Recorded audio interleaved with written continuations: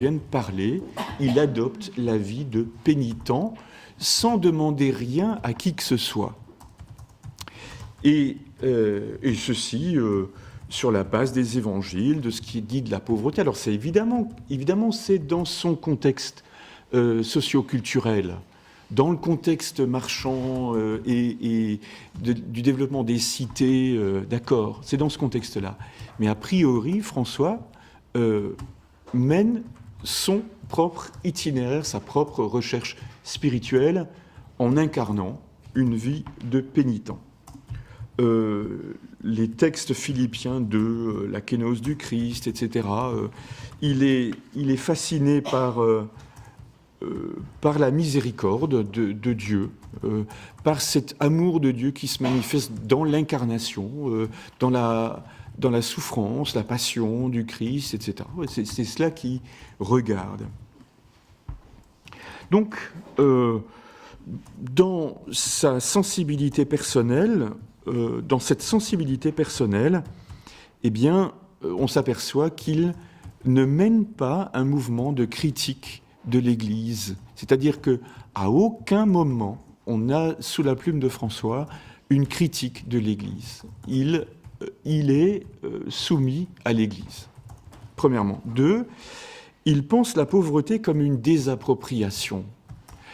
Dans le début de la règle qui a été approuvée par le pape, d'ailleurs la première règle qu'il a écrite est toujours appelée non bullata, parce que le pape n'a pas écrit de bulle pour la ratifier, eh bien, il ne parle pas de pauvreté, mais il dit sans rien en propre. Sans rien en propre. Et ce sans rien en propre a quelque chose à voir avec la minorité.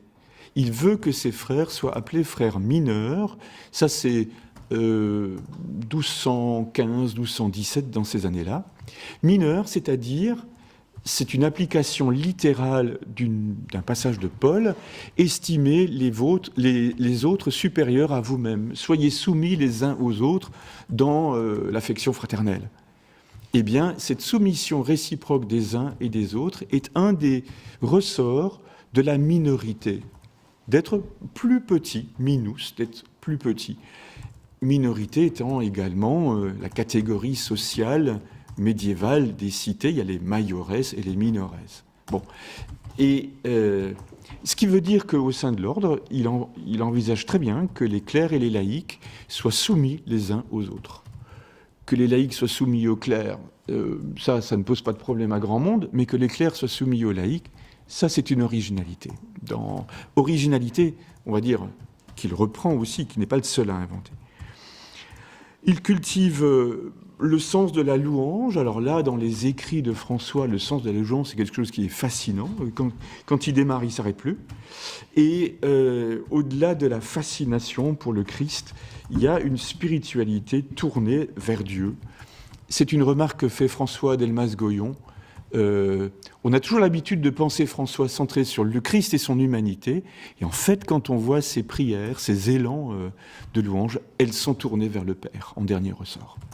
Donc c'est quelque chose, c'est une spécificité, peut-être de François. Sa problématique personnelle est déplacée, parce qu'il a des frères, et parce qu'il a des frères en grand nombre. Et donc, il doit bien structurer ce mouvement. Ceci dit, dans un premier temps, jusqu'à des centaines de frères, c'est lui qui donne le ton. Et donc on a le sentiment d'avoir une première période qui serait une période on va dire la période originelle, où François est à l'origine d'un mouvement et par une espèce de capillarité charismatique, eh bien François donne le ton. Et ce que vivent ses premiers frères autour de lui en termes de pauvreté radicale, de prédication, etc., c'est la période originelle de François, où c'est lui qui donne le ton, c'est lui qui donne les enseignements, les exhortations, et les frères vivent en imitant François, qui, dans sa propre lecture de l'Évangile, imite le Christ, sous un certain angle. Et c'est une première période que François Delmas-Goyon appelle le printemps de la religion mineure. Période originelle. Donc voilà un petit peu là où vous avez ce qu'on pourrait appeler aussi la posture originelle de François, où lui donne le ton, conformément à ses intuitions. La deuxième partie que je voudrais aborder, c'est maintenant les écrits. La porte d'entrée des écrits. Les écrits de... Alors vous avez, j'ai mis sur les feuilles que vous avez, j'ai l'impression que tout le monde ne les a pas, je ne sais pas s'il ne faut pas prendre peut-être un pour deux, ou à voir.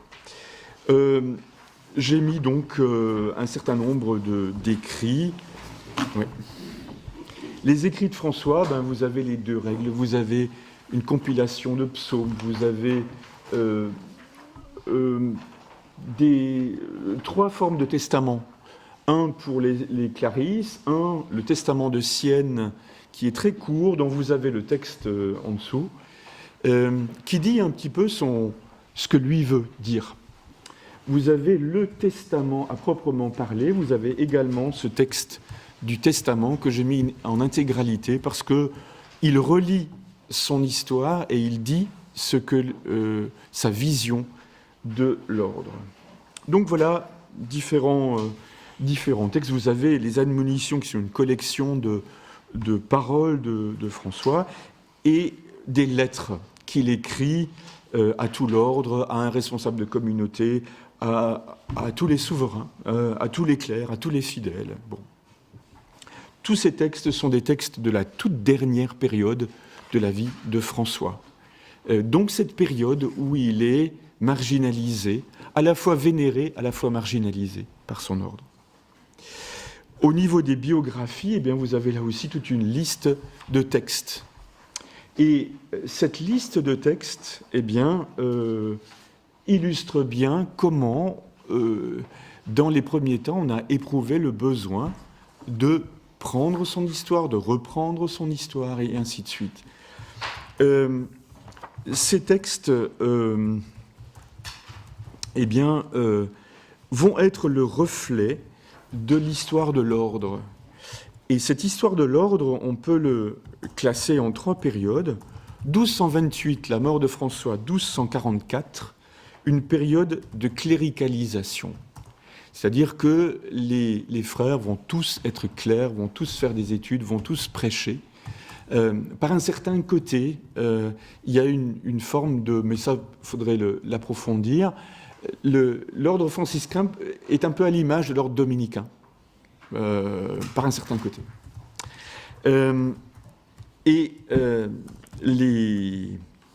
Les écrits de cette période-là, surtout après sa mort, vont être des écrits qui vont surtout magnifier la personnalité, la sainteté de François.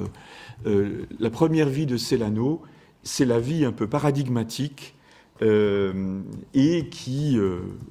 où Cellano montre qu'on a un des plus grands saints de toute la tradition chrétienne depuis les origines.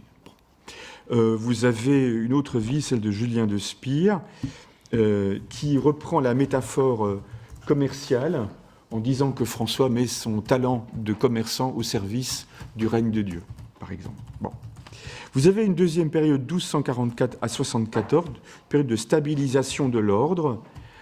Et dans cette période-là, eh bien, vous avez à la fois une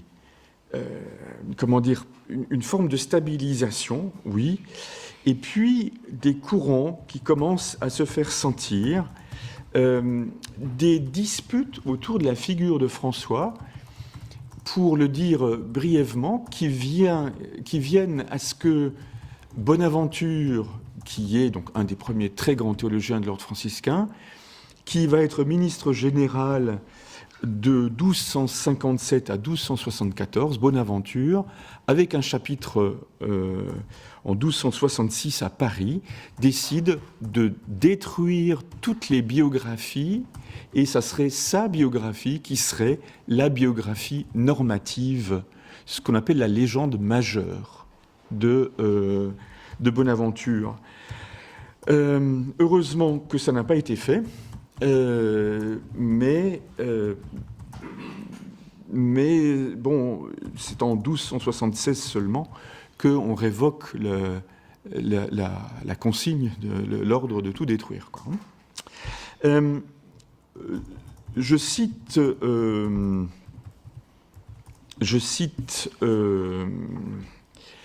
François Delmas-Goyon, qui lui-même cite Théophile Desbonnets, franciscain. La légende majeure, donc la biographie de Bonaventure, est une magnifique synthèse de vie spirituelle, mais ne constitue-t-elle pas également une citation de Desbonnets, dans la citation, une opération parfaitement réussie d'embaumement d'un mort qu'on veut empêcher d'interférer avec la vie réelle? C'est-à-dire qu'on sent bien les tensions qui se mettent autour de la figure de François et la vie de l'ordre qui devient assez sensible. Et 1274-1318, vous avez une période de crise, de franche crise, parce qu'émerge un courant qu'on appelle les spirituels, qui sont donc des gens qui vont vouloir revenir à la tradition franciscaine primitive, retour aux origines et à la pauvreté rigoureuse. Ces spirituels, vous allez en avoir en Languedoc, en Toscane, dans les Marches, et ils vont être condamnés par l'Église, ils vont donner lieu à ce qu'on avait appelé les fraticelles, et qui seront plus ou moins intégrés dans l'ordre, mais pas franchement, et toujours au nom de cette revendication de pauvreté. Et donc, de cette masse de documents, de ces tensions autour de la figure de François, eh bien, émerge et reste dans l'ordre une question, c'est quoi être franciscain? Et qui était François d'Assise? Qu'est-ce qu'il voulait? Et quel est son héritage? Et c'est ce que dans la tradition, on va appeler la question franciscaine. La question franciscaine. Et c'est une question qui n'est pas résolue. C'est une question sur laquelle achoppent les théologiens, les historiens franciscains depuis l'époque. Et notamment à partir de la première étude historique savante qui a été faite par Paul Sabatier en 1894, sa vie de François d'Assise. Paul Sabatier, donc, qui était un pasteur protestant, qui était fasciné par François d'Assise. Donc, première étude savante, historique, avec les catégories et la sensibilité romantique qui est la sienne. Mais malgré tout, c'est une étude à laquelle on se réfère toujours, parce que c'est lui qui a aussi jeté, à l'époque moderne, le pavé dans la mare de la question franciscaine. On pourrait dire ça comme ça. Et j'en viens à mon point de visée, qui est origine, originelle et originale, concernant la question franciscaine, à la lumière ou dans l'optique de la question franciscaine.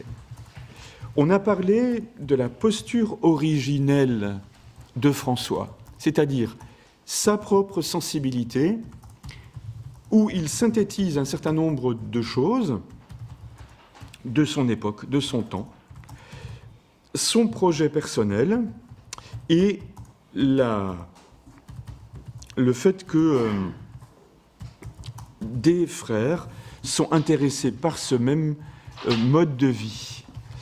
Et donc, vous avez cette période un peu originelle avec la question qui se pose: est-ce que être fidèle à l'origine veut dire aborder et adopter un mode de vie qui est celui des premiers frères autour de François? Est-ce que c'est ça l'origine? Et est-ce que c'est ça qu'il faut faire? Les spirituels et tous ceux, et même les premiers frères, les premiers compagnons de leur vivant, resteront sur cette optique-là. Et est-ce que l'origine, c'est ça, la référence à l'origine, est-ce que c'est ça? Et on voit bien la problématique parallèle avec celle des Actes des Apôtres dans la tradition chrétienne. Si on voulait aller dans ce sens des références, par exemple, à l'Évangile, eh bien, on ne trouve pas vraiment de réponse.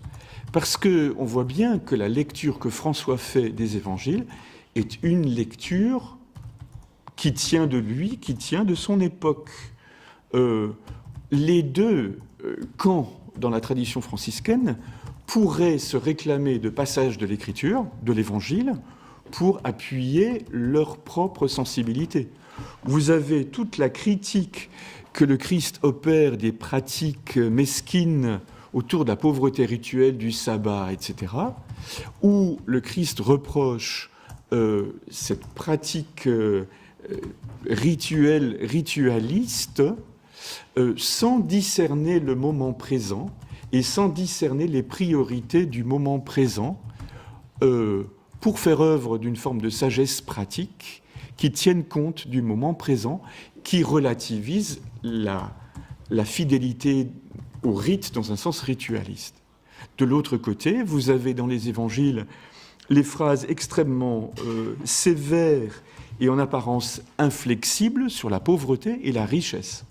Vous ne pouvez servir 2 maîtres à la fois, il est plus difficile à un chameau de passer par trop d'une aiguille, etc.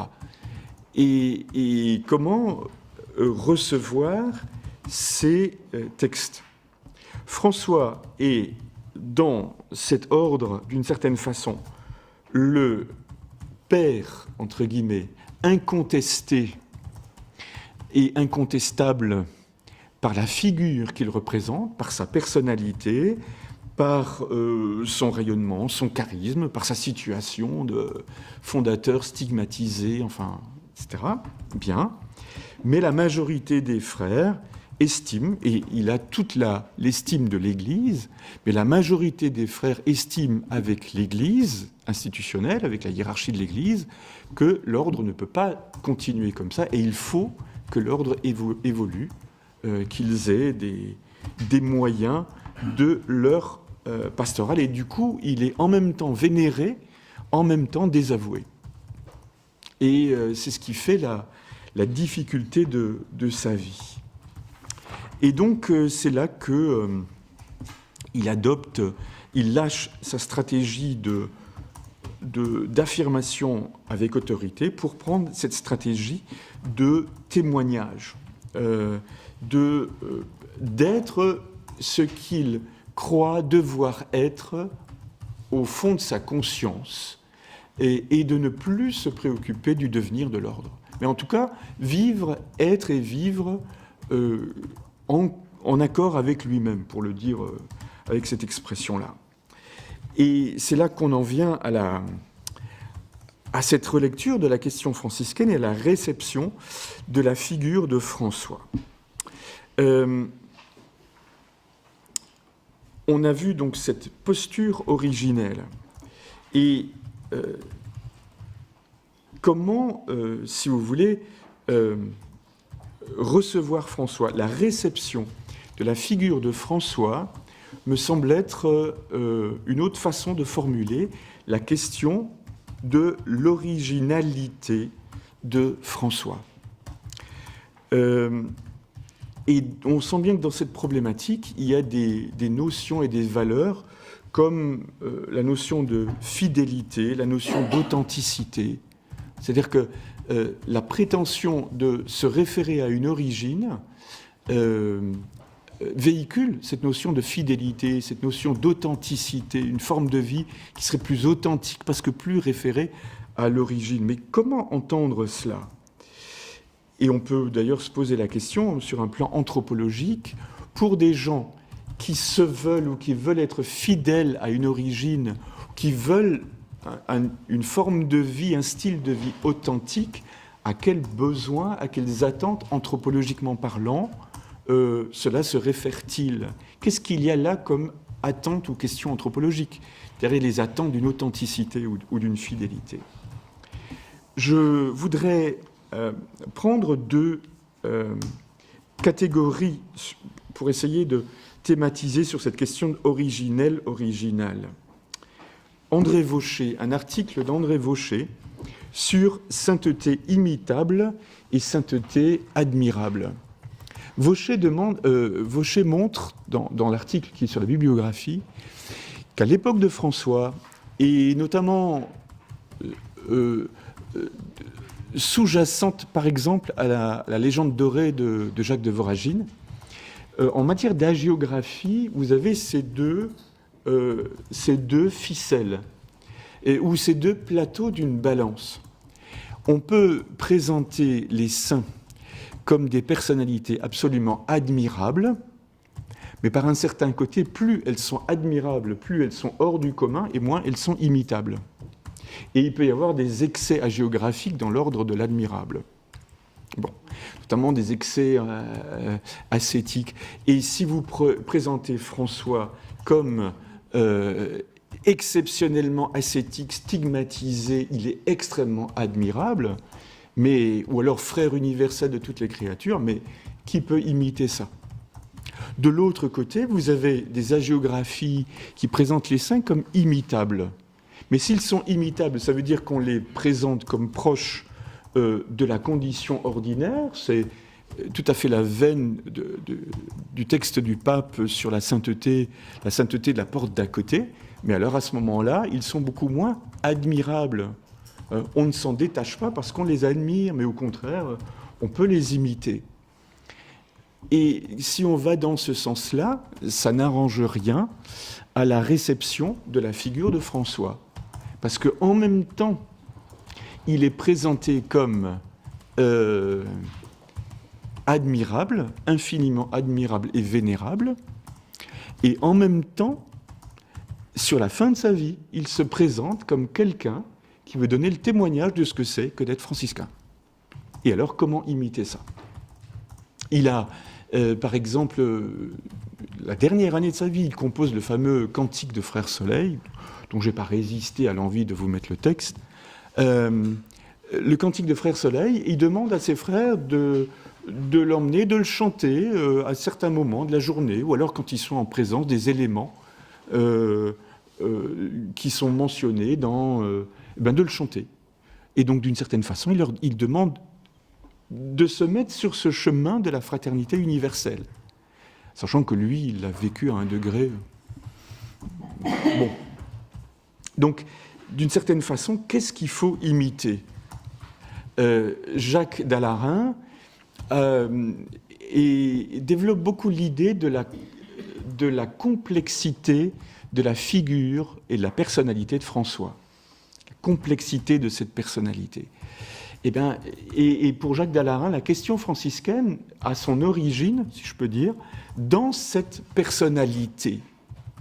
Moyennant quoi, quand on dit du thème de l'origine au sens le plus général du mot, que l'origine est toujours reconstruite et qu'on n'accède jamais à l'origine, de fait, si l'origine de l'ordre franciscain et de la spiritualité franciscaine, c'est la personnalité de François, ça procède du mystère. Si c'est une personnalité humaine, ça procède du mystère, on n'y accède pas. Et du coup, là, on peut comprendre que la réception de cette figure-là soit multiforme.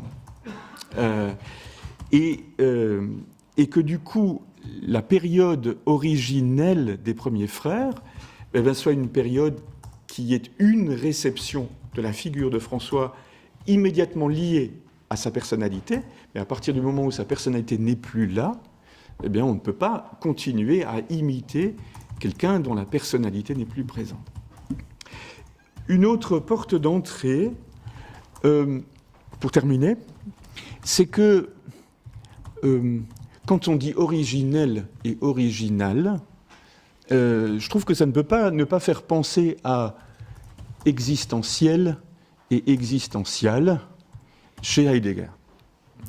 Et donc, existentiel, si j'ai bien compris Heidegger, on est sur le registre phénoménologique, c'est-à-dire de l'être tel qu'il apparaît, et l'existentiel, c'est le registre ontologique qui est élaboré par la raison humaine et par la conceptualité humaine qui élabore une ontologie, et c'est l'existential.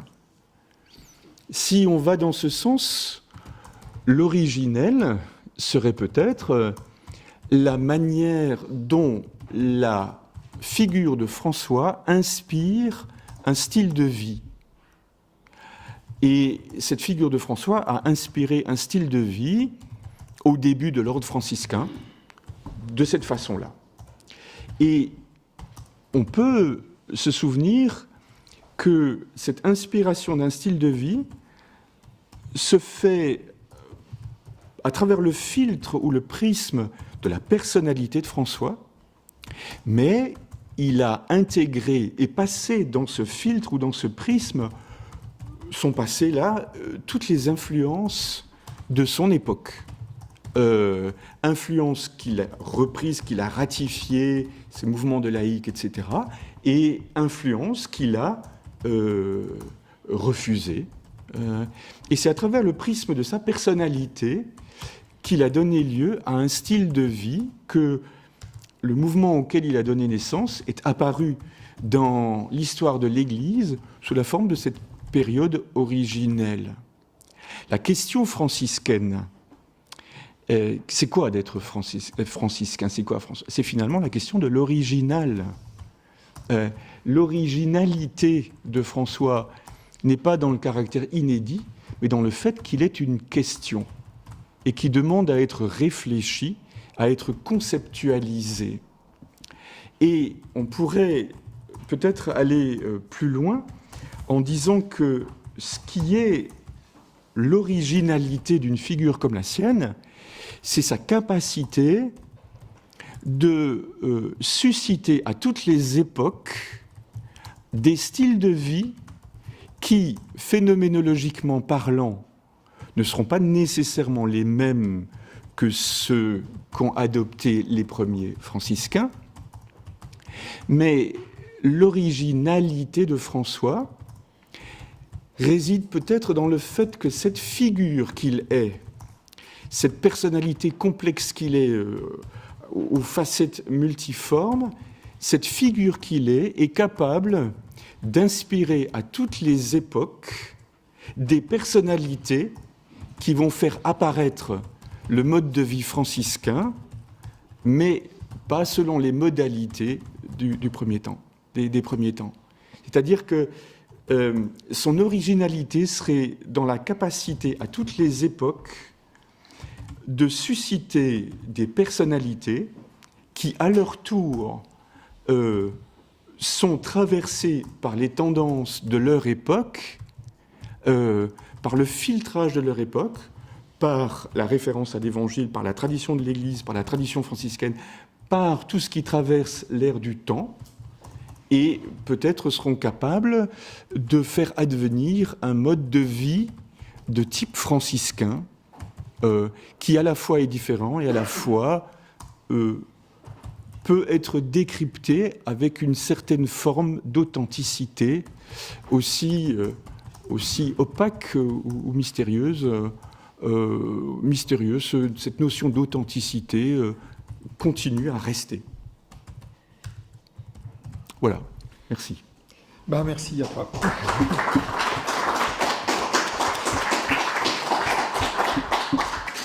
Donc merci pour à la fois cette manière de faire ressurgir la figure de François d'Assise dans sa complexité et de le faire déboucher sur effectivement des problématiques philosophiques. Alors je ne vais pas me lancer dans une réflexion sur ce qu'à la perche un peu qu'on tend aux philosophes avec la référence à Heidegger. Je vais tout de suite laisser la parole donc à l'auditoire.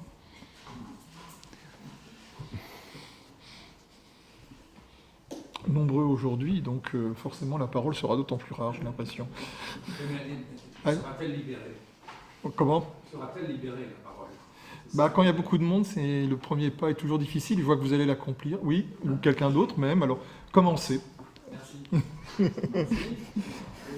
En termes de figure contemporaine, quelle figure on pourrait identifier, comme nous tous, qui pourrait être d'inspiration franciscaine? C'est une bonne question. C'est une bonne question. Je ne sais pas bien. On a peut-être tous spontanément en tête le pape. Bon, d'accord. Mais c'est tellement spontané. Voilà. Et puis, bon, voilà, on ne va pas non plus, vouloir à tout craindre dire le contraire. Et en même temps, on y verra plus clair quand on aura le recul de quelques décennies pour relire ce qu'aura été le pontificat du pape François. Pardon, je poursuis ma question. Oui. Et alors, à ce titre, en quoi son approche est originale? Oui. L'approche de qui? Du pape François. Ah.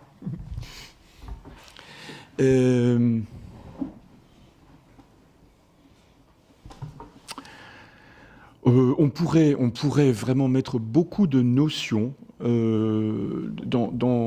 on pourrait évoquer beaucoup de notions dans ses écrits qui sont immédiatement puisées, évidemment, dans François. Son sens de l'émerveillement devant la création, son appel à la conversion, tous azimuts, etc., des choses comme ça. Paradoxalement, l'aspect écologique. On parlait de sainteté admirable et imitable. Je ne suis pas sûr qu'à l'époque de François et dans la tradition franciscaine, sa proximité avec les créatures ait été si facilement imitable que cela, ou perçue comme devant être imitée. Je pense qu'on a davantage mis ça sur le registre de son charisme personnel, on va dire. Mais il se trouve qu'aujourd'hui, nous sommes dans une situation écologique telle que finalement, on dit, ben voilà, François devient un modèle à imiter. Alors que François n'a pas connu de pollution, bon, d'accord. Donc la notion d'imitation de François à ce niveau-là, dans les questions écologiques, ça demande un sacré travail herméneutique. Hein. Voilà. Alors, vous disiez, quelqu'un qui est assez inconnu, que je ne connais pas très bien non plus, un Anglais qui s'appelle John Bradburn, par exemple, était quelqu'un, ou peut-être Benoît-Joseph Labre. Là, on est au XVIe siècle. Vous avez des figures comme ça de gens qui ont vécu une forme d'austérité, de pauvreté minimaliste à d'autres époques. Mais quand je dis cela, je suis de nouveau dans des gens qui donnent le témoignage de François d'après la période originelle. Et peut-être que des gens qui vivent d'une spiritualité franciscaine avec authenticité d'un point de vue de cette originalité ne sont pas tellement visibles dans le monde d'aujourd'hui. Au fond. Oui. Vous aviez évoqué tout à l'heure l'ouvrage de Paul Sabatier, qui était pasteur dans la fin du XIXe siècle, si je oui. où il évoquait un peu la problématique de François d'Assise.